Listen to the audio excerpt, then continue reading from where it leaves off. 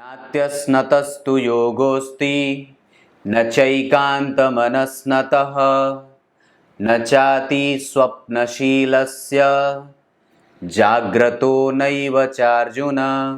प्रिय दर्शकों नमस्कार, एक बार फिर से उपस्थित हूँ आप सबके सामने गुरुवार के कार्यक्रम में छठे भाव से संबंधित एक अद्भुत अनोखी और आपको छठे भाव से आज कुछ अच्छी चीज़ें बता दूंगा जिसको आप बिल्कुल क्लियर कर लोगे। उसको लेकर के कोई भी कंफ्यूजन दिमाग में नहीं रहेगा।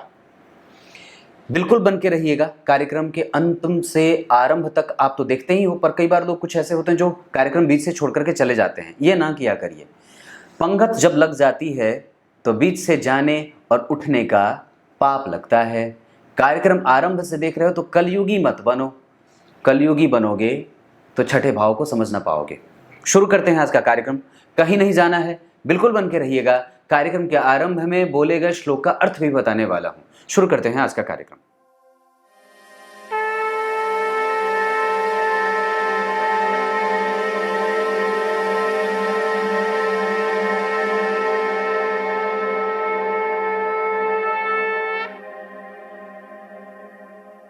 आइए अब आपको सीधे विषय पे लेके आता हूं। बात छठे भाव की हो रही है। यहाँ छठा भाव जो होता है ये छठा भाव जहाँ मैंने लिखा है पहला भाव जन्म कुंडली का ये है। यहाँ कुंडली का इसे पहला भाव कहा जाता है। दूसरा ये, तीसरा ये, चौथा, पांचवा, छठा। जन्म कुंडली में छठे भाव को दुह स्थान या त्रिक भाव कहा जाता है। दुह स्थान मतलब यहाँ से आपके जीवन के कष्ट को देखा जाता है, मुकदमा को देखा जाता है, रोग को देखा जाता है। प्रतियोगिता जो आपके जीवन में आ रही है वो क्यों आ रही है। अगर वो भाव कमजोर है तो प्रतियोगिता ज़्यादा, अगर वो भाव मजबूत है तो प्रतियोगिता में जीतने की आशंकाएं या संभावनाएं ज़्यादा होती हैं।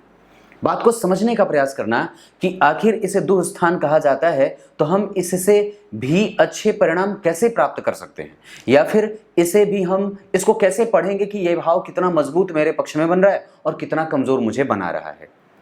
एक बात बताऊं, बहुत अच्छे तरीके से छठे, आठवें और 12वें भाव के अधिपतियों का अध्ययन आवश्यक होता है। इन तीनों भावों को, वैसे तो जन्म कुंडली के प्रत्येक भाव के फल कथन करते समय उनका समुचित अध्ययन आवश्यक होता है। जल्दबाजी में किसी भी प्रकार का निर्णय नहीं लेना चाहिए कुंडली देखते समय। तो छठे भाव को समझने का अगर प्रयास करते हैं तो सबसे पहले अगर ये छठा भाव, अब ये तो बात है कि यहाँ का अधिपति अगर यहीं बैठेगा तो ये भाव खराब नहीं होगा, ये तो सभी लोग जानते हैं। और ये धनदायक भी हो जाएगा। क्यों धनदायक हो जाएगा? क्योंकि ये धन का पांचवा है, तो धन का पांचवा हो जाएगा तो धनदायक हो जाएगा। और जब उस भाव का अधिपति वहीं बैठेगा तो उस भाव को कभी भी नष्ट नहीं करेगा, कभी भी उसके भाव के फल को वो शुभ ही देगा, कमजोर नहीं देगा। शुभ और अशुभ में भी यहाँ पे बात बड़ी समझने वाली है। इसको लेकर के बिल्कुल ही स्पष्ट बता दूं, क्लियर, एकदम क्लियर कट। अगर वहां पे उस भाव का अधिपति बैठा है तो वो भाव चाहे 8वां हो या 12वां खराब नहीं होगा, चाहे वो शुभग्रह हो चाहे वो पापग्रह। ये पहली बात।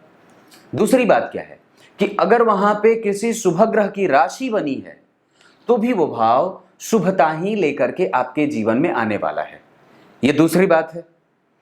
तीसरी बात क्या है कि अगर उस भाव पे किसी पापग्रह की राशि बनी है और अगर वो पापग्रह वहीं बैठा है, अगर कोई पापग्रह की राशि बनी और अगर वही पापग्रह वहां बैठा है, तो मैंने क्या बात कही कि किसी भी भाव का अधिपति अगर उसी भाव में बैठा हो तो उस भाव को बल देता है, उस भाव को कमजोर नहीं करता है, वो भाव बली हो जाता है।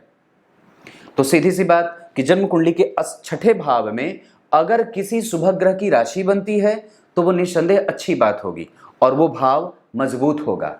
अगर उस भाव का अधिपति वहां बैठा तो ठीक, अगर किसी शुभग्रह की राशि बन गई और वो शुभग्रह भी वहीं बैठ गया या कोई अन्य शुभग्रह वहां बैठ गया तो भी वो भाव अच्छा होगा।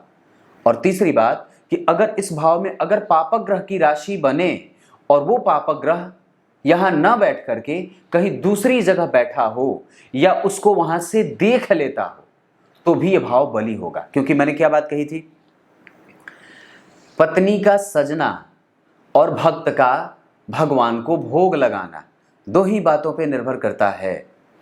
उसने देख लिया या उसने खा लिया। अगर देख लिया तो सजना बड़ा अच्छा रहा, और अगर देख लिया या खा लिया तो बड़ी अच्छी बात रही। मतलब क्या है? तात्पर्य ये कहने का कि छठे भाव के अधिपति अगर वहीं बैठे हों या छठे भाव पे, अब जरा इसको और भी क्लियर करके बताता हूं। अगर छठवें भाव में पापग्रह की राशि बने और पापग्रह वहां बैठा हो तो दुश्मनों से, रोगों से, मुकदमों में लड़ने में वो व्यक्ति को साहस देने का काम करते हैं। पापग्रह साहसी बनाते हैं और व्यक्ति को हारने नहीं देते हैं। वो कमर बांध करके बिल्कुल तैयार है, आ जाओ देख लेते हैं, जो होगा देखा जाएगा।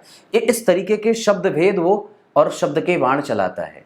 शुभग्रह क्या करेगा कि वहां पे अपना दिमाग लगाएगा। हो सकता है वो बल से कमजोर हो। जैसे आप किसी ऐसे व्यक्ति को समझो जो मांस भक्षण करता हो, तो उसकी बुद्धि अपवित्र हो जाएगी।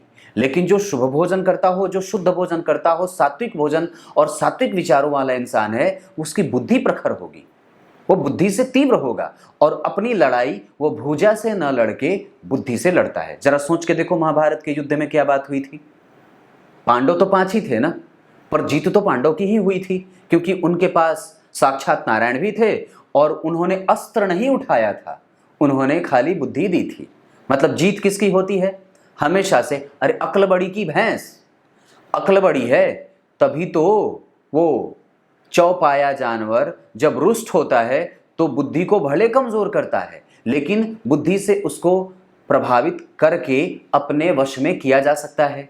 तो तात्पर्य यहां कि अगर यहां पे कोई शुभ ग्रह की राशि बने या शुभ ग्रह बैठा हो तो इस भाव में शुभता जरूर आएगी और व्यक्ति अपने बुद्धि का प्रभाव दिखा करके अपने मुकदमे से, जीत से बाहर निकलता है, जीत अपने अर्जित करता है, या फिर दुश्मनों से अपनी बुद्धि के इस्तेमाल के द्वारा अपना प्रभाव पड़ता है और डालता है।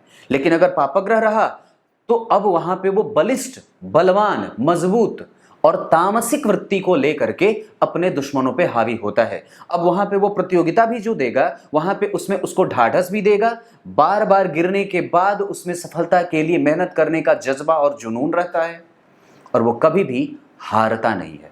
मतलब अब यहां पे एक बात और भी बनती है कि अगर छठे भाव में शनि, मंगल, राहु, केतु बैठे हों या अगर सूर्य बैठे हों और शनि की राशि बन रही हो, अगर शनि की राशि बन रही हो और मंगल बैठे हों तो साहस रहेगा जरूर, साहस जरूर रहे। लेकिन वहां पे निगेटिविटी क्या रहेगी कि अगर जब शनि, मंगल, राहु, केतु की दशा चलेगी तो दुश्मन आपके पैदा होंगे।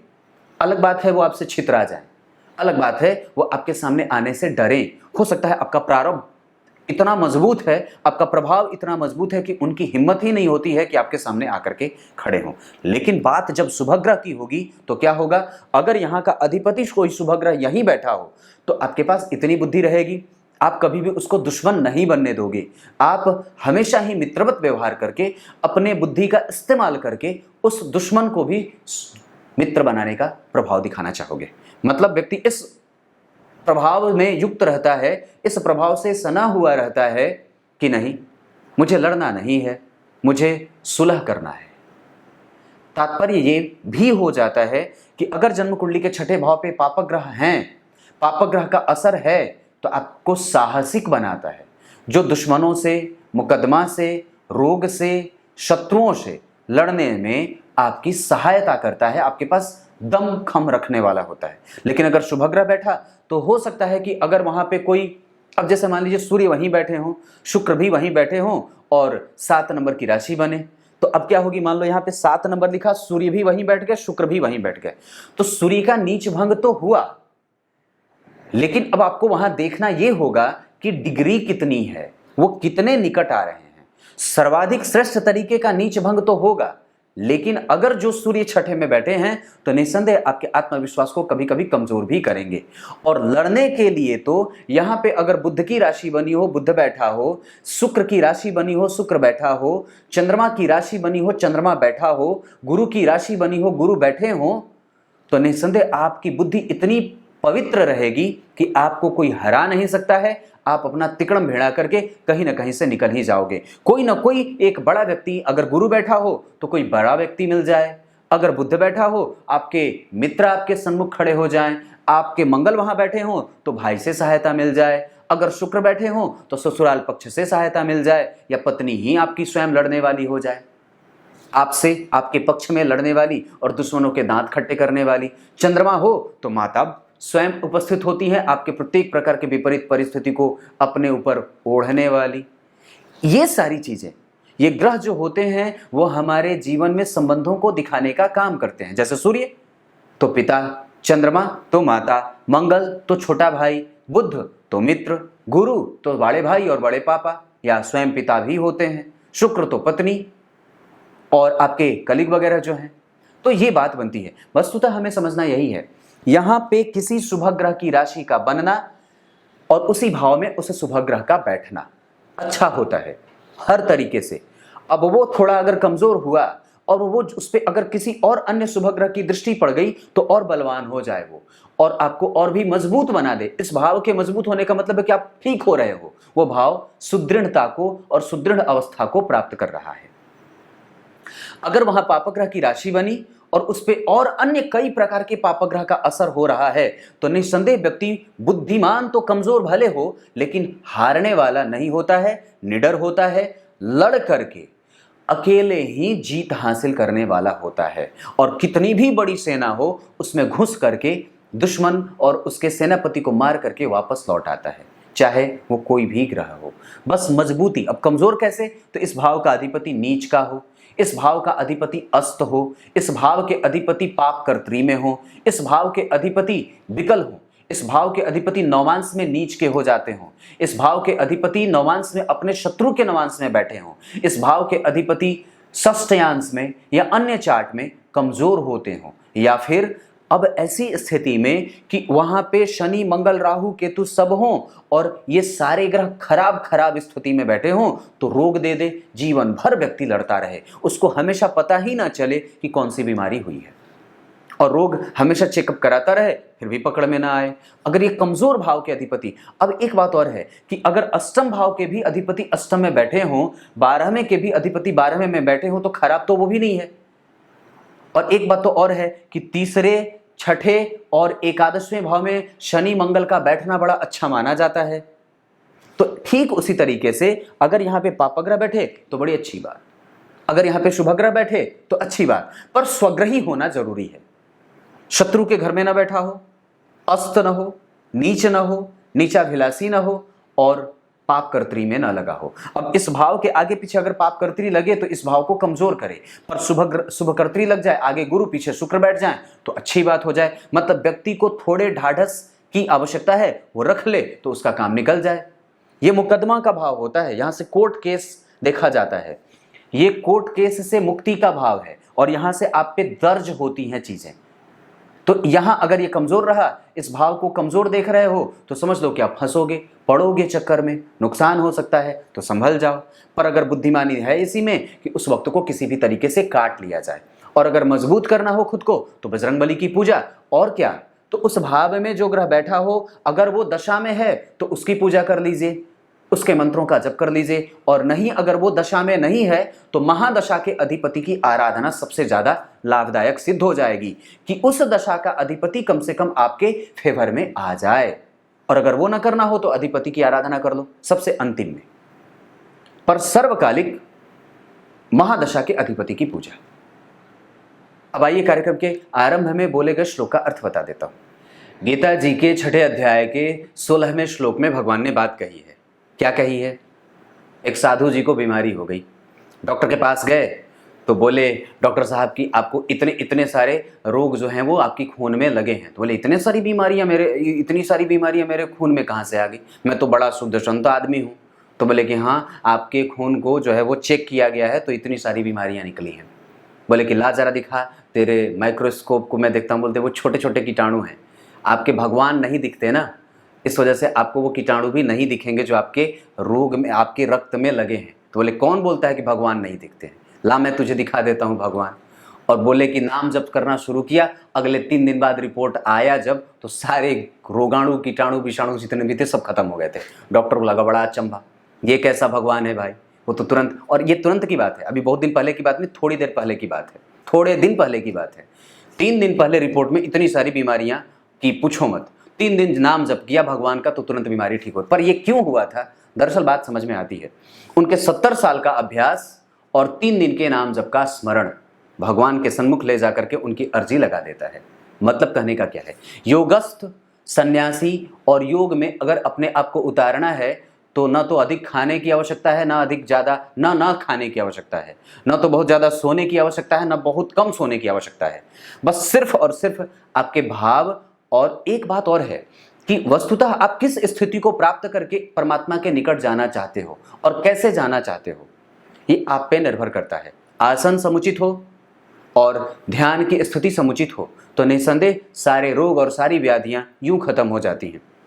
पर स्मरण तो हमेशा करते ही रहना चाहिए। और उस डॉक्टर ने तो ये भी पूछा था कि भगवान तो नहीं दिखते, पर ये रोग कैसे इतनी जल्दी ठीक हो गया? तो बोले कि तुझे नहीं दिखते क्योंकि तुझे मेरे रक्त में जो कीटाणु विषाणु जीवाणु लगे हैं, क्या वो तुझे खुले नेत्र से दिखे थे? तो उसने बोला कि नहीं। तो बोले क्यों नहीं दिखे? इसलिए कि तूने माइक्रोस्कोप लगाया तब जाकर के तुझे वो दिखे। तो ठीक उसी तरीके से मुझे वो भगवान दिख रहे हैं क्योंकि मेरे पास उनका माइक्रोस्कोप है, मेरे पास उसका मंत्र है, इस वजह से मैं भगवान को देख सकता हूं। पर तू नहीं देख सकता क्योंकि तुझे माइक्रोस्कोप की लत लग चुकी है और मुझे मंत्रों की देखने की आवश्यकता है। बस कुछ इसी तरीके से आज के कार्यक्रम का समापन करते हैं। तब तक के लिए इजाजत दीजिए। कल एक बार फिर से उपस्थित होंगे आप सबके सामने। तब तक के लिए बहुत बहुत नमस्कार।